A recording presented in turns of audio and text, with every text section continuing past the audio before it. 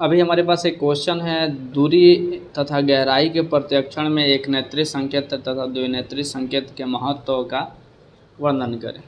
दूरी एवं गहराई का प्रत्यक्षण एक नेत्रीय संकेत या फिर द्विनेत्रीय संकेत से करना। हमें वस्तुओं में मोटाई तथा सघनता की दूरी का प्रत्यक्षण कुछ खास संकेतों के आधार पर होता है। इन संकेतों को निम्नलिखित दो भागों में बांटकर अध्ययन किया गया है। पहला एक नेत्रीय संकेत और दूसरा है द्विनेत्रीय संकेत यानी बाइनोकुलर क्यूजेज। अब आइए और देखते हैं एक नेत्रीय संकेत के बारे में। एक नेत्रीय संकेत उन संकेतों को कहा गया है जिन्हें एक ही आंख द्वारा ग्रहण किया जा सकता है। इसका मतलब यह हुआ कि अगर कोई व्यक्ति किसी बीमारी या दुर्घटना आदि के कारण अपना एक आंख खो दिया है तो वह अपने एक बचे हुए आंख द्वारा इन संकेतों को ग्रहण कर सकता है और उसे वस्तुओं की दूरी, गहराई, संगतता आदि का ज्ञान हो सकता है। एक नेत्रीय संकेतों को चित्रीय संकेत भी कहा जाता है। एक नेत्रीय संकेत को व्यक्ति अपने अनुभव से सीखता है, अतः एक नेत्रीय संकेत सीखा गया संकेत होता है, न कि जन्मजात संकेत। एक नेत्रीय संकेत दो तरह के होते हैं, वैसे संकेत जिनमें गति सम्मिलित नहीं होता है तथा वैसे एक नेत्रीय संकेत जिसमें गति सम्मिलित होता है। प्रमुख एक नेत्रीय संकेत जिसमें गति सम्मिलित नहीं होता है का वर्णन निम्नांकित है। पहला है हस्तक्षेप या आच्छादन। जब वस्तुएं एक सिद्ध में होती हैं, साथ ही साथ वे अपारदर्शी होती हैं, तो आगे की वस्तु पीछे की वस्तु के कुछ हिस्से के भाग प्रायः छिपा लेती है। इसे ही हस्तक्षेप का संकेत कहा जाता है। जब आगे की वस्तु पीछे की वस्तु को अंशतः छिपा लेती है तो व्यक्ति पीछे की वस्तु को अधिक दूर पर दिख पड़ता है और आगे की वस्तु जिस पर पूरा भाग देख रहा है काफ़ी नज़दीक मालूम पड़ता है। दृष्टिपटलीय प्रतिबिंब का आकार दूसरा है। जब कोई वस्तु व्यक्ति से नज़दीक होता है तो दृष्टिपटल पर अक्षीय पटल पर बनने वाले इस प्रतिबिंब का आकार काफ़ी बड़ा होता है, फलस्वरूप वस्तु का आकार भी बड़ा दिखाई देता है।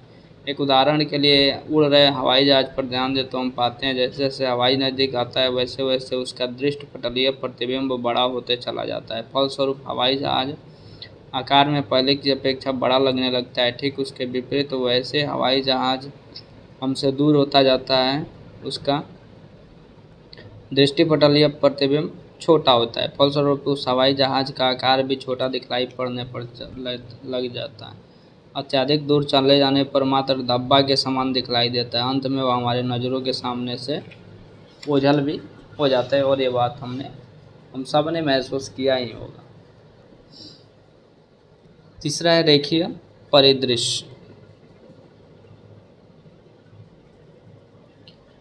जेंडा तथा क्लेमेंगा ने रेखीय परिदृश्य को परिभाषित करते हुए कहा है, रेखीय परिदृश्य से तात्पर्य उस घटना से होता है जो समानांतर रेखाएं जैसे जैसे दूर होती जाती है वैसे वैसे आपस में अभिमुख होती जाती है। जब दो समांतर रेखाएं आगे की ओर अर्थात क्षितिज की ओर बढ़ने के साथ सटी हुई नजर आती है तो हमें दूरी और गहराई का प्रत्यक्षण होता है। इस संकेत को रेखीय परिदृश्य भी कहा जाता है। या फिर यूँ कहें तो जब आप खास करके रेलवे ट्रैक पे चले जाएं, जितना दूर आप देखते जाते हैं उतना लगता है वो जो रेलवे ट्रैक है आगे जाकर इस हिसाब से, यानी कि ये आपस में लगता है जैसे सट रही हैं। या फिर पृथ्वी और आकाश को ही आप देख लेते हैं तो लगता है कि आगे जाकर वो सट रहे हैं, मिल रहे हैं, पर वो मिलते नहीं। उसके बाद गठन प्रवणता यानी टेक्सचर ग्रेडियंट।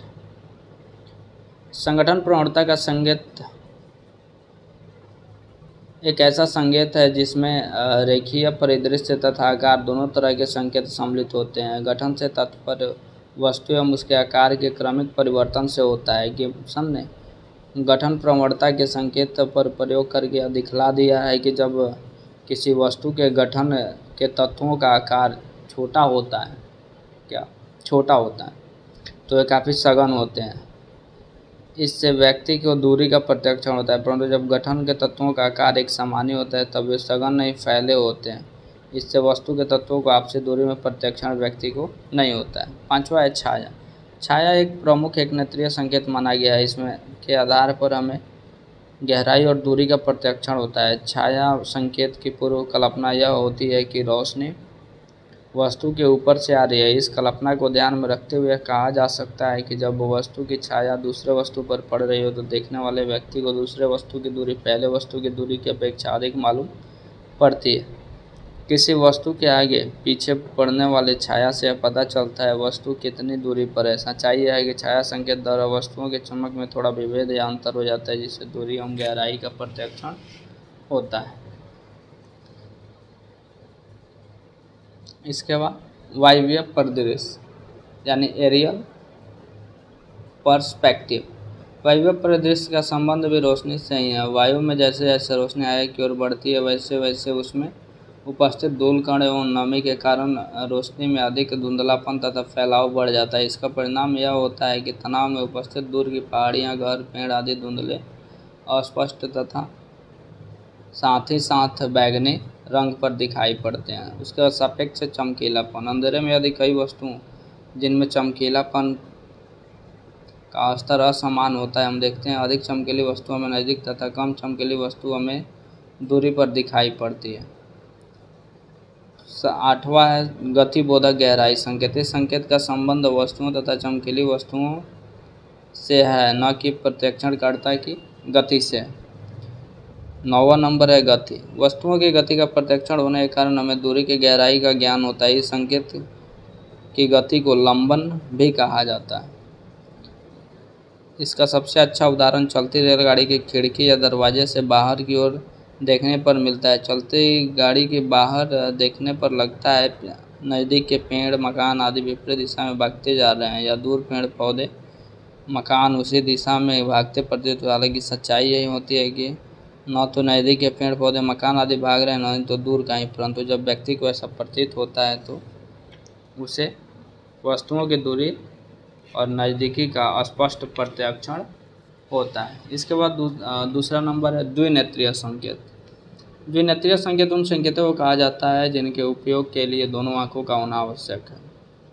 अगर कोई व्यक्ति किसी एक आँख किसी दुर्घटना या बीमारी के कारण खो दिया है तो वह इन संकेतों को दूरी तथा गहराई में के प्रत्याक्षण में नहीं कर पाता है। इन संकेतों को शारीरिक संकेत भी कहा जाता है, क्योंकि इनका संबंध आँख की संरचना से होता है।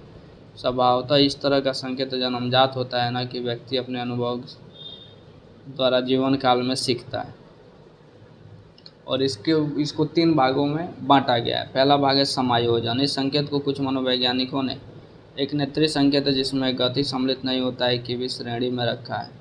हमारे आँख के लेंस में छोटा होने तथा बड़ा होने का गुण मौजूद होता है। दूसरे शब्दों में हम कह सकते हैं लेंस की वक्रता घटती बढ़ती रहती है। जब व्यक्ति नज़दीक की चीज़ या वस्तु को देखता है तो लेंस छोटा हो जाता है, लेंस की वक्रता की मोटाई बढ़ जाती है ताकि देखने वाले वस्तु का प्रतिबिंब अक्षीय पटल पर ठीक से पड़ सके। दूसरी तरफ जब व्यक्ति दूर की चीज़ या वस्तु को देखता है तो लेंस बड़ा हो जाता है, अर्थात लेंस की वक्रता कम हो जाती है, जिससे लेंस पतला हो जाता है तथा दूर जाकर वस्तु के प्रतिबिंब अक्षीय पटल पर ठीक ढंग से पड़ता है। लेंस के आकार में वृद्धि तथा कमी की यह प्रक्रिया विशेष मांसपेशियों द्वारा नियंत्रित होता है, जिसे सिलियरी पेशी कहा जाता है।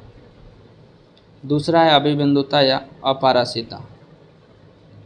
अभिबिंदुता तथा अपसारिता नेत्र गोलक की गति से संबंधित 2 संकेत होते हैं, जिनमें हमें वस्तु की गहराई एवं दूरी का पता चलता है। जब हम नज़दीक की वस्तुओं को देखते हैं तो दोनों आँख के नेत्र गोलक भीतर की ओर तथा नाक की ओर घूमता है, उसे अभिबिंदुता कहा जाता है। उसी तरह जब दूर की वस्तु को देखते हैं तो दोनों आँख के नेत्र गोलक बाहर की दिशा यानी कि बाहर की आँख की ओर तथा दाएं कान की ओर एवं दाईं आँख दाएं कान की ओर घूमता है, इसे अभिसारिता कहा जाता है। इस तरह से स्पष्ट है कि अभिबिंदुता द्वारा हमें वस्तुओं की संयुक्तता का प्रत्याक्षण होता है।